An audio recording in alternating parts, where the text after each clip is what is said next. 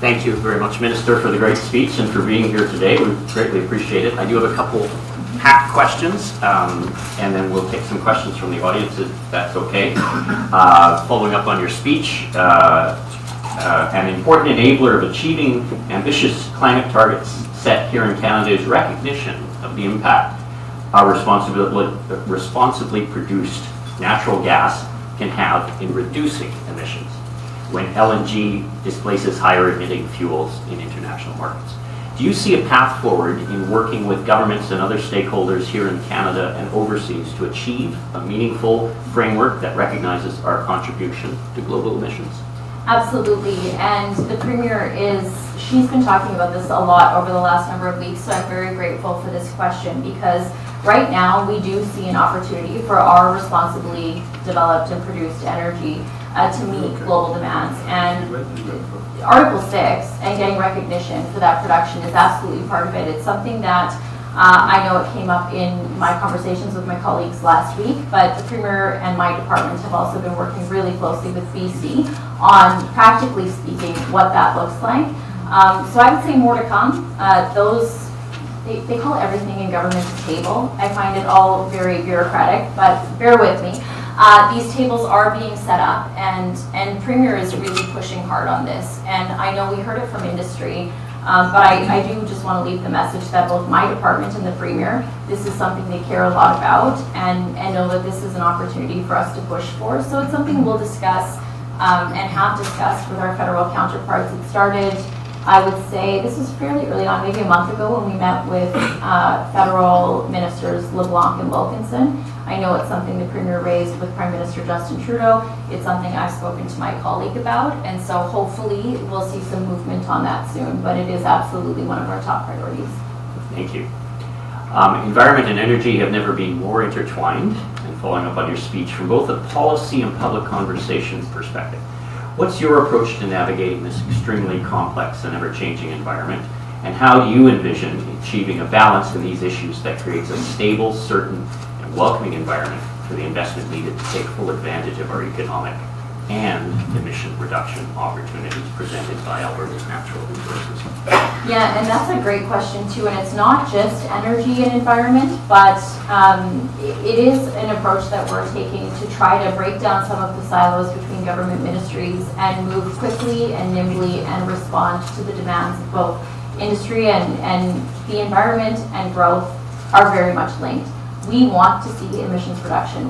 I mean, as Marie said in the intro, I have 2 young kids, they're 8 and 5. I care that we leave them a world that, we can be proud of. That's part of what brought me to Alberta. This is one of the most beautiful places in the entire world, and we need to protect it.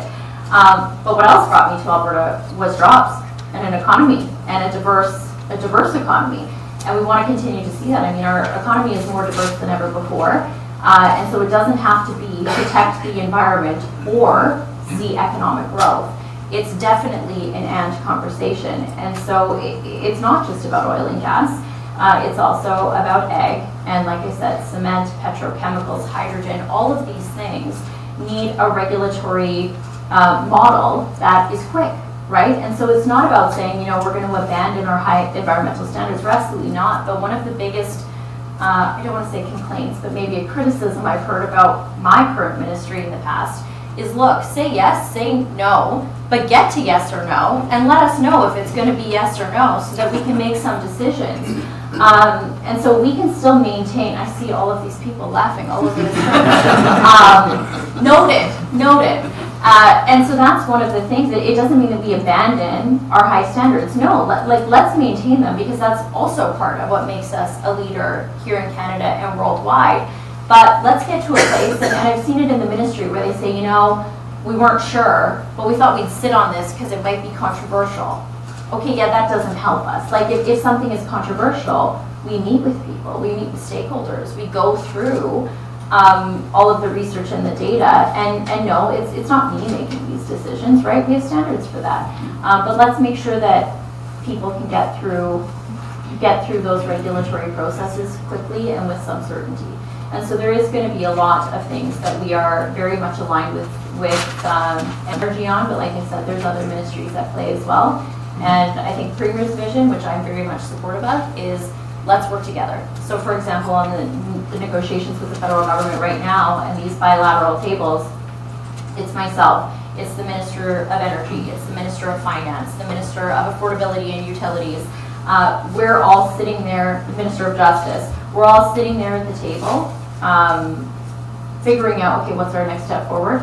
How does this negotiation go? What's this going to look like? What are we hearing from industry? What are we hearing from the federal government? And making sure that we're aligned in those discussions. So, yeah, they're absolutely linked, and I think that they need to be. Yeah. Awesome, thank you. There are several issues that are critical to enabling continued responsible development of Alberta's resources, some of which include water management, land use planning, cumulative effects management, streamlined reclamation, regulatory efficiency, and much more. How are you looking to prioritize and address those issues and find that balance? It's funny because, again, in Marie's intro, she said I like to get things done, and I do. And so typically when I start in a new ministry, I ask, okay, what are all the issues that I need to fix? And then we set up a plan, and then we get at it, right? So 6.5 months in municipal affairs, we got some movement on unpaid oil and gas taxes. We had moved some files that hadn't moved in a number of years. And then in environment, I think it's safe to say we're still making the list of things that we need to fix and address. So obviously it's a very complex file. But first of all, and just to talk about my own home environment, I'm very frank with the ministry. I mean, at one point I was a public servant, and so I always say this with great love and affection, that bureaucracy to me is very painful. But we all need to be working in the same direction. So land use planning, like if we need to have conversations, let's get out there, let's meet with people, let's make sure everybody's at the table, let's make sure people's voices are heard, and then let's be confident in the decisions we make as well. Same thing with water. I mean, when we're talking about ag or irrigation, this is a huge issue where sometimes there's mixed messages coming from different departments within government. So those are some of the things that we're really trying to address. And then, I also have to recognize that takes building relationships, and that's something that I'm quite proud of. It's what's helped me solve some major issues in government before, is how do we build really strong relationships with municipalities, with industry, with First Nations, with, yes, the federal government and other provincial counterparts to try to solve some of these problems, because I do believe strong relationships and finding common ground is helpful to that. I would also say that, we are very quickly trying to address some other major concerns. So for example, I mentioned briefly wind and solar. This is great. Like we're not opposed to renewables. Like it's great that we've seen a lot of renewable investment here in Alberta. It's part of a diversified economy. It's something that Albertans have been talking about for a long time, and we're finally starting to see. That's fantastic news.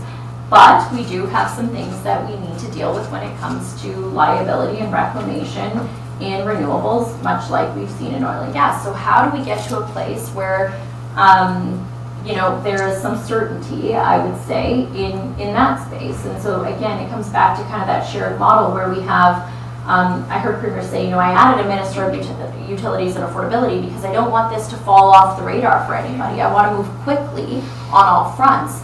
But then we also have to make sure that we're all working together. Excellent. Thank you.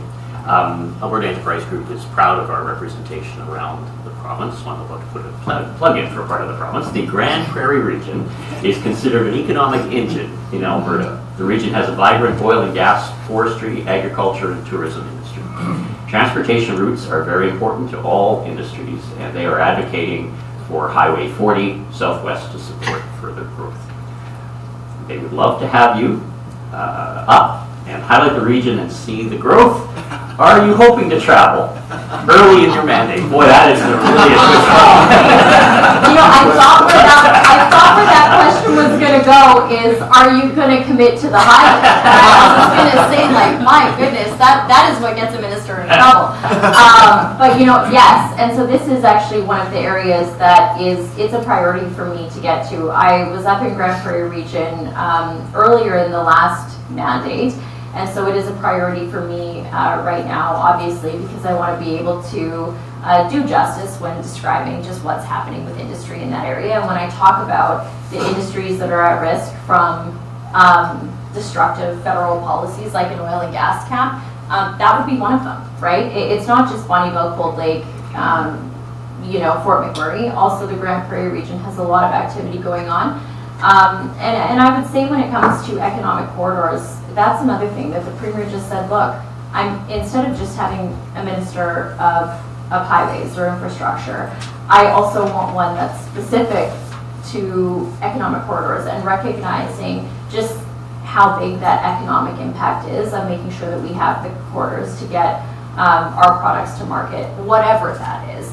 And in the last term, we had a parliamentary secretary dedicated to that work as well, which I think was one of the first times that had been done. So, number one, yes, it's a priority. Number two, yes, I will be visiting the Grand Prairie region. I can't commit. That's what sends your office staff into convulsions when you're committing to tours from stage. But it will be prioritized. Thank you, Minister. You stated earlier that government will use any tools necessary to fight for Albertans. This person says that considering that zero of the many hundreds of climate apocalypse scenarios have come to pass, and we have increased CO2 emissions every year since the Industrial Revolution, why are we not disputing the facts of climate change before we base policy that potentially costs taxpayers $1.7 trillion? Well, and I mean, when we're talking trillions, the first time when I saw the Public Policy Forum research on the 2035 electricity grid, and my team had sent me, government does the graphics, right? And that we all put on our social media pages, and I said, that's a lot of zeros. Was that a typo? It wasn't a typo. Trillions of dollars in costs, that's significant. And so, I think that, and of course I wasn't the one to release our emissions reduction energy development plan, but what I like is that it just says, you know what, like industry is leading in reducing emissions. For a long time, I heard industry say, it's hard for us with the federal government because sometimes we're not aligned. And if we could just get aligned, maybe we could get a little further. I mean, obviously you hear in my speech, I'm skeptical of a common sense approach from the federal government, but we do have to try. I think this was really, part of it came from industry saying, recognize the amazing work we're doing and help us tell our story. But for us, energy development and developing our economy is not something that we can risk, right? Like this has to be a priority. It's a priority for every province across this country. And for every country around the world. And that's why, citing Norway, for example, they're stepping up to meet global demands. Yet, are they also known as a place for clean technology and emissions reduction? Yes, we can do both, right? I think we could do a better job of doing both. But, for us, let's be practical, right? And I think sometimes when we talk about absolutes, right? Because sometimes when you see folks who are opposed to industry or energy development, it's always this either or conversation, right? And I don't think that type of rhetoric is helpful for anyone.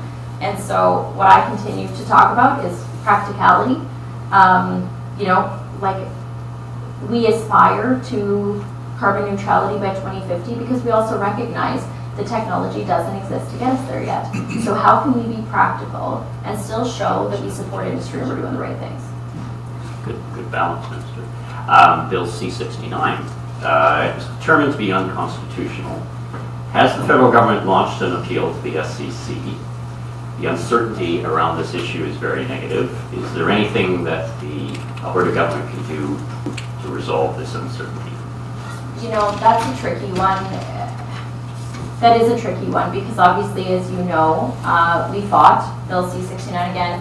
All roads lead back to Minister Savage, but that was in her role as energy minister. But she took on the fight against Bill C-69. It is problematic, and it's not. Again, sometimes I think Alberta gets a bad rap when it comes to the federal government. It's Alberta being Alberta again, right? When I was in Ontario last week, I heard these issues from a variety of other provinces that had mentioned just the issues that this is providing for infrastructure projects moving forward, and even for some of the provinces where their major infrastructure concerns were about climate resiliency, right? Like how do we manage floods and other natural disasters and still move infrastructure forward. And that infrastructure is also being held up in federal approvals. And so this continues to be problematic. We have fought this every step of the way. And, I would just say that we'll continue to be an advocate against bad legislation from the federal government. But, this could become a much longer conversation on just legislative reform, which is probably not a great topic for me to get into today.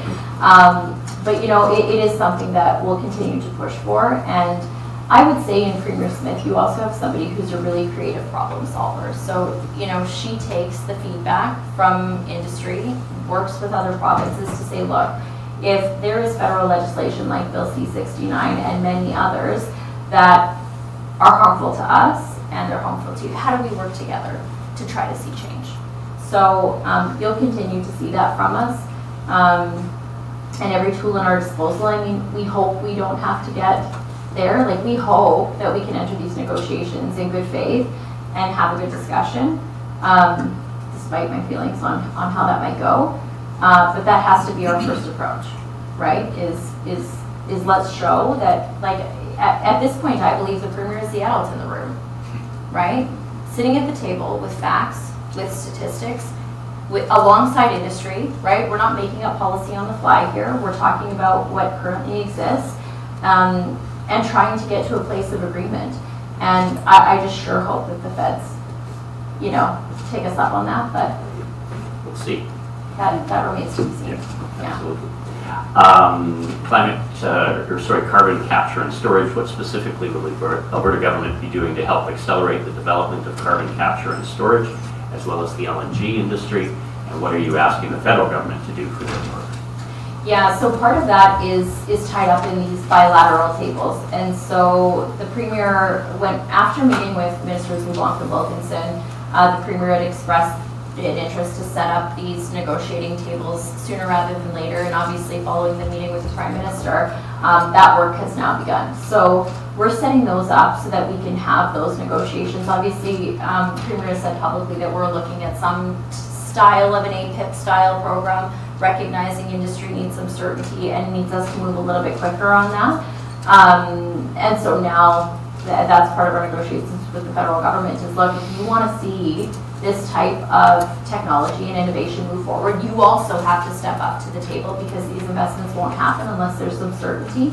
And just with the way that the economics of those CCUS projects work is they absolutely need that support. And so it's a top priority for us. We've expressed to the federal government that they need to move fast too. Thank you.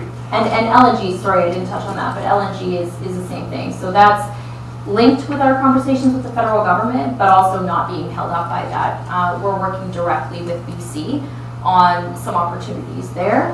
And I hope, I'm encouraged by the conversations that I've had already between our Premier and the Premier of BC. And so hopefully we can see some movement on that soon too. Great, thank you. Would you explain the plan for remediation and or utilization of the stranded assets of orphan and abandoned wells? So, a large portion of that work lies in energy, but it is a priority. It's in both of our mandate letters, and the Premier expects us to work together on that front. We will have to work closely with the AER on what that looks like.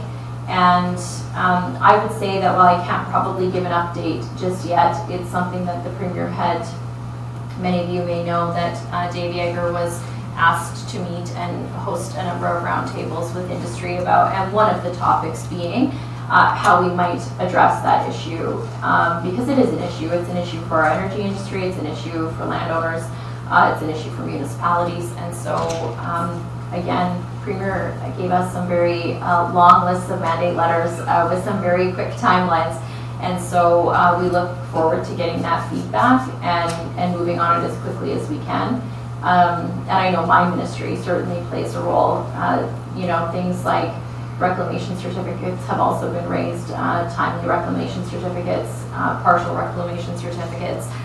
We're taking all of that feedback from the industry tables and then sitting down with energy to prioritize and figure out what can we do first Is there consultation needed additionally to get some of these things done? And of course, if there's legislative changes needed, then we need to move quickly for the fall.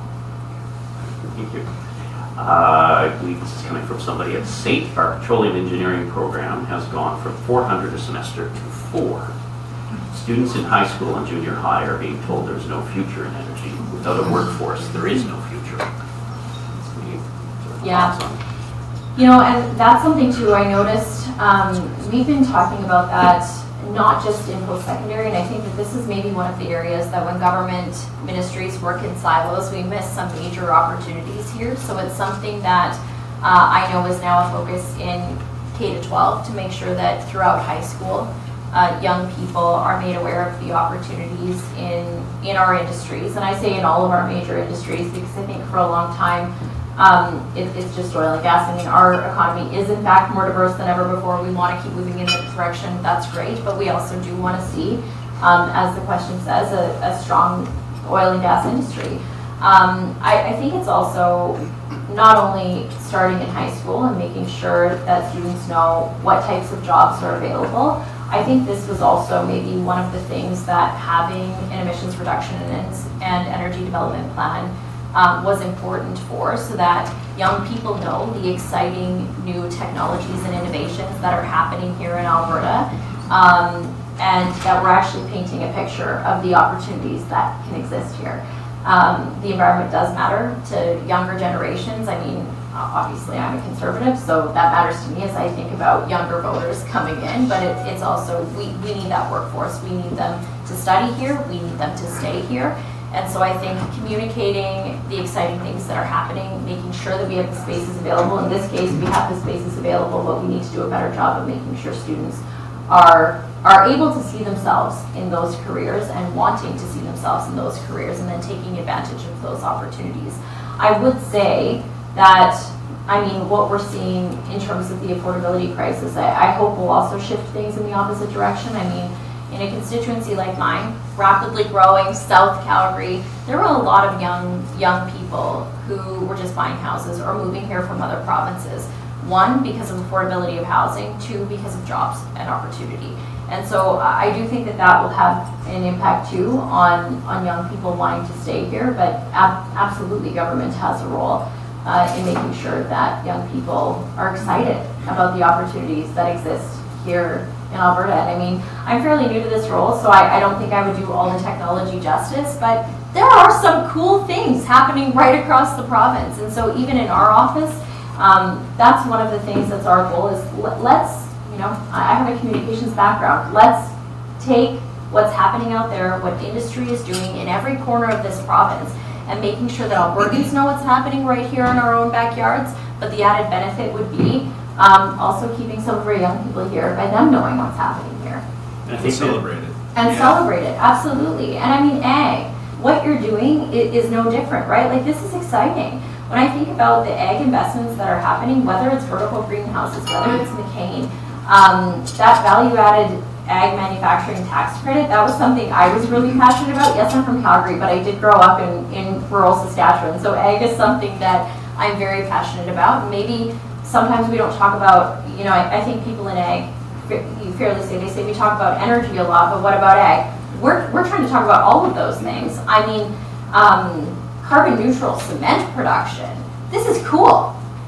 This is exciting. This is something that's not happening anywhere else. Things that are happening in geothermal. I mean, hydrogen. Like, these are all very interesting things where Alberta is leading in Canada and the rest of the world. And we need to be able to explain that to our own residents, yes, to the federal government too, but then help position ourselves as a leader in all of those areas, because I believe we are, I know we are. It wasn't my first week in this role, but it was during Stampede, so my first month in this role, we were talking about some of the investments that we're making from the TIER program into emissions reduction and innovation projects right across our province. And they're happening everywhere in a variety of different areas.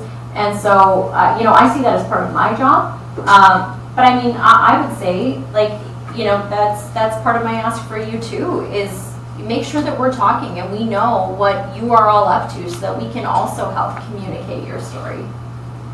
As a lifelong conservative like yourself, Minister, I also think it's important that we talk about the connection, not a disconnection, but the connection between being a conservative and being pro-environment. Right? I consider myself an environmentalist and a conservative, and I don't see any disconnect there. Well, and we talk about that a lot on the stewardship side, right? Like conservatives and many of our policies would really show that we are some of the, we care about the original stewards of the land. And so, I mean, it goes back to agriculture, but absolutely, it's something that matters to conservatives. And so we do have to do a better job of communicating that, I think. And not that we, I would just say it's not that we failed, it's maybe not that we've taken enough time to focus on it. Fair enough. Minister, have you or the government thought about any sort of international pressure that Alberta might be able to bring to bear to help change the federal government's views on Canadian LNG exports? And obviously I think we're thinking about Europe and the situation there and their needs right now and our ability to supply them if we took a more sophisticated approach. Yeah, and I know the Premier had spoken a lot about that, I think, certainly last year, and what we were seeing in Germany and some of those discussions that were happening worldwide. That is something that we're focusing on. It's, last year we sent Minister Savage to COP. I am also traveling to COP so that we can be leading the discussions on what we're doing here, making connections with other countries around the world who may see us as the solution to their energy security needs.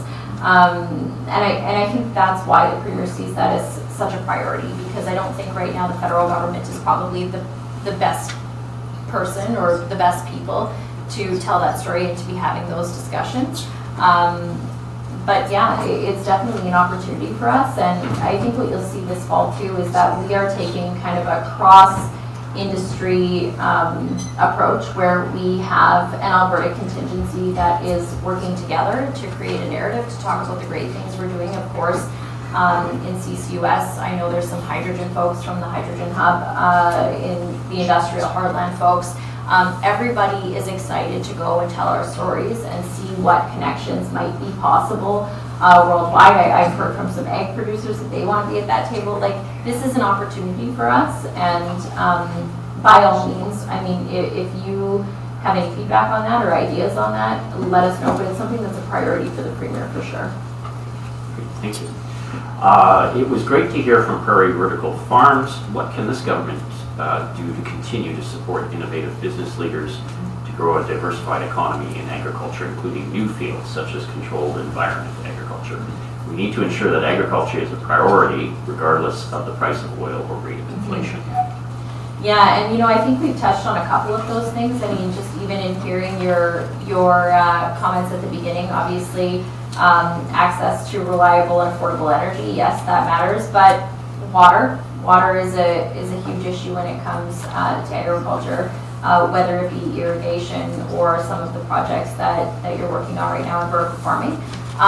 But again, I would say that that's up to you to let us know what the barriers are. Our government is pro-growth, and our job is to help encourage development and remove some of the barriers to additional development. So by all means, whatever industry you're in, whether that be in agriculture and the amazing work that you're doing, or really anything else, let us know what those barriers are. Sometimes, yes, like I said, I know sometimes the holdup is definitely in my ministry, and I'm committed to addressing some of those timelines.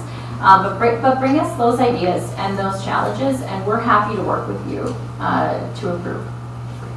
Thank you.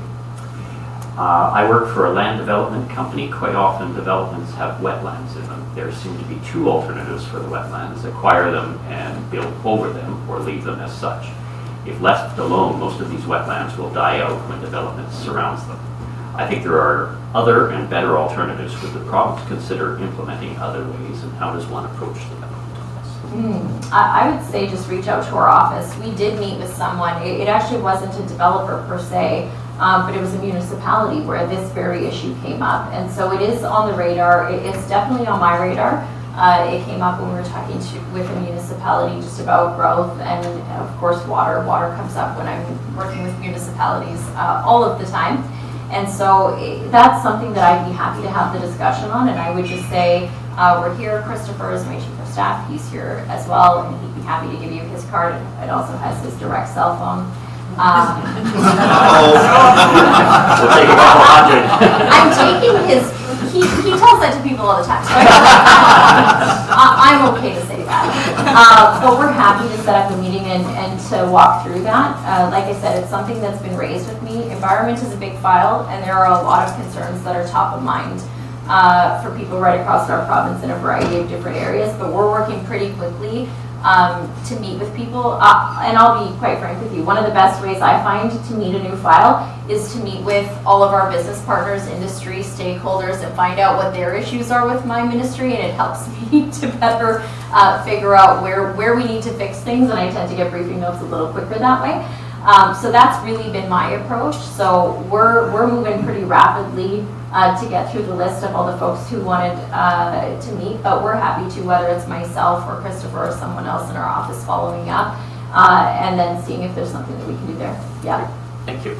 And thank you, Christopher.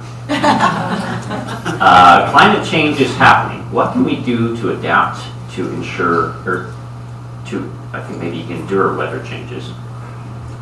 Yeah, that was something a lot of my colleagues raised at the meetings that we had last week in Ontario, is just making sure that we have resilient infrastructure to support more, I would say, in some cases, some extreme weather that we've been seeing.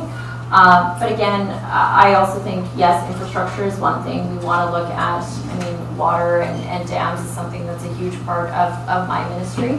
But then also, we have an emissions reduction and energy development plan, and I think what people would like to see is some aspiration there, but some practicality, some common sense. And now that has been released, I think our next steps are to actually talk about, okay, so what does that look like? And not just in our energy industry, but in all industries. What are some steps that we're taking, and also highlighting the great work that's being done.